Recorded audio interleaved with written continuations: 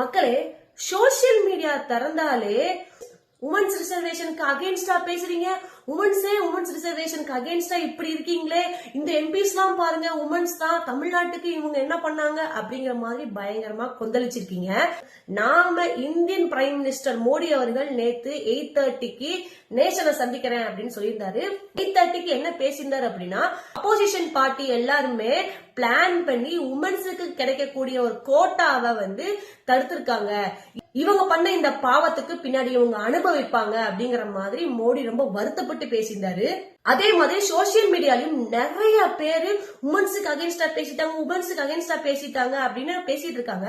First of all நல்லா புரிஞ்சுக்கோங்க, நரிசக்தி வந்தான் அபிநயன் அப்படிங்கிற இந்த உமன்ஸ் ரிசர்வேஷன் பில் 2023லயே 2 ஹவுஸ்லயுமே பாஸ் ஆகப்பட்டுச்சு. 2023 செப்டம்பர்ல நம்மளுடைய பிரசிடென்ட் மர்மோ என்ன சொல்லியிருந்தாங்கன்னா, இது எப்ப இம்ப்ளிமெண்ட் வரும் அப்படின்னா நெக்ஸ்ட் சென்சஸ் வந்ததுக்கு அப்புறம், நெக்ஸ்ட் டீலிமிட்டேஷன் ஆனதுக்கு அப்புறம் இந்த ஒரு பில் அப்படிங்கிறது கேம் இன்டு ஃபோர்ஸ் அப்படின்னு சொல்லியிருந்தாங்க. உமன்ஸ் ரிசர்வேஷனுக்கு அகைன்ஸ்ட் அப்போ ஓட் பண்ணி அது பில் பாஸ் ஆகாம இல்லையே, இதை நீங்க டீலிமிட்டேஷன் கூட லிங்க் பண்ணி டீலிமிட்டேஷன் பில்லுக்கு தான் நோன்னு சொல்லியிருந்தாங்க. உடனே நம்ம பிஜேபி சப்போர்ட்டர்ஸ்ல என்ன சொல்லிட்டாங்க, உமன்ஸ் ரிசர்வேஷன் பில்லுக்கு தான் ஓட் பண்ணாங்க, அதை தான் பாஸ் பண்ணல அப்படின்னு சொல்லியிருக்காங்க. ஆல்ரெடி அதெல்லாம் பாஸ் ஆயிடுச்சு. மக்களே, எல்லாமே கூகுள்ல இருக்கு, போய் தேடி பாருங்க.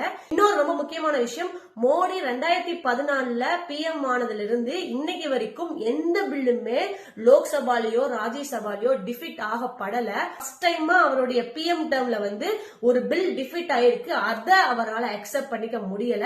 அதே மாதிரி இந்த டீலிமிட்டேஷன் பில்ல 1952 1972 கொண்டு வந்தது யாரு அப்படின்னா காங்கிரஸ் தான்.